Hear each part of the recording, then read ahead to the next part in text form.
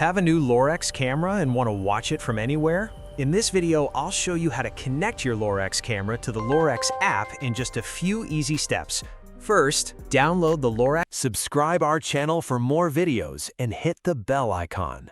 app from the Google Play Store or Apple App Store.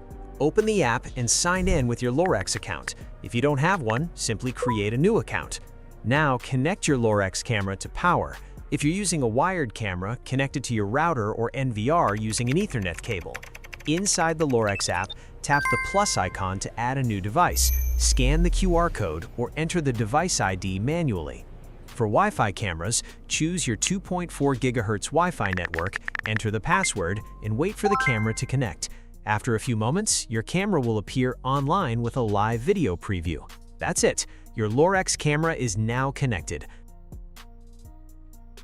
Need help setting up a Hikvision, Dahua, Reolink, EasyViz, Topo, Ring, Blink, or any other security camera?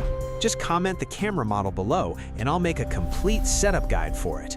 Don't forget to like, subscribe, and turn on notifications so you never miss a new CCTV tutorial.